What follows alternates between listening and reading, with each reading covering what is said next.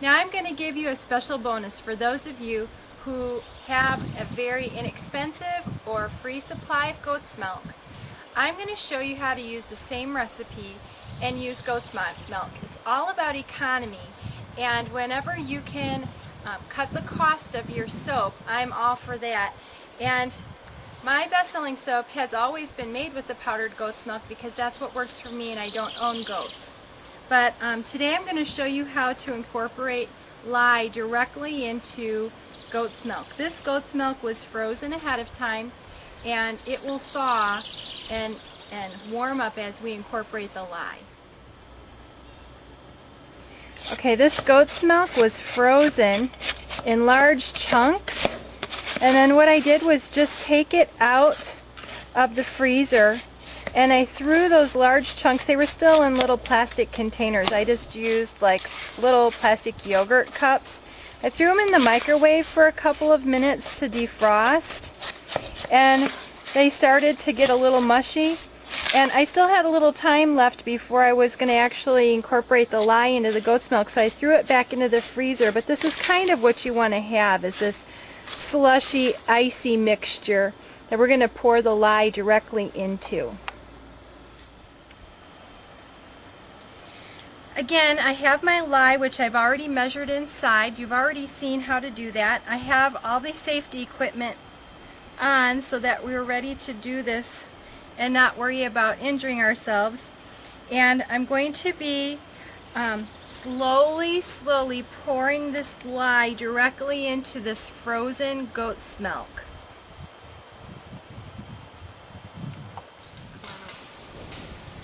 Be sure that you're mixing your lye into your goat's milk. Make sure it's in a heat-proof glass container, just like before.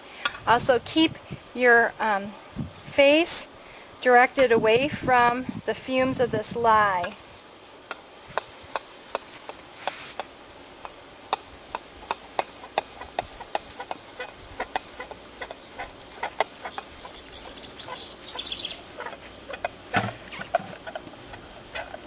Push stop.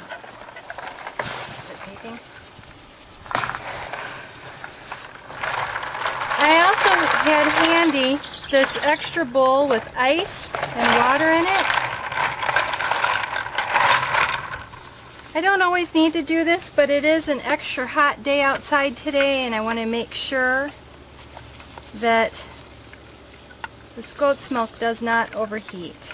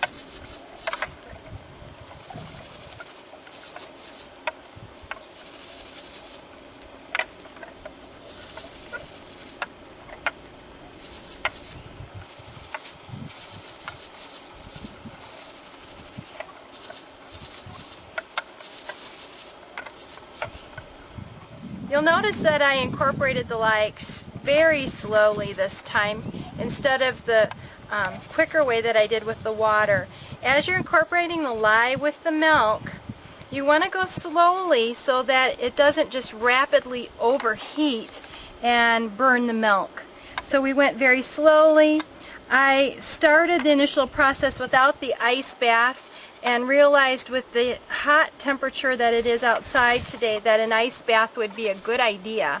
So I quickly went and got an ice bath and incorporated the rest of the lye. And if your milk solution turns a bright orange, you know you've burnt your milk. So we want to keep it this nice creamy color. We're going to take a quick temperature read to see where we're at with the milk and lye solution. And it looks like we're right about the range where we need to be to incorporate into the oils. Now, this is the full amount of liquids that we need to incorporate into the oils. So we will just incorporate it directly into the oils like we did with the last lye solution in the recipe that I gave you. However, there's no goat's powder to add afterwards because this is our goat's milk already. I hope this helps those of you with an alternative source for goat's milk that's either free or very inexpensive to know that you can also use this in the same recipe, substituting all the water in the recipe, the full 29 ounces. Just use the goat's milk and incorporate the lye directly into that.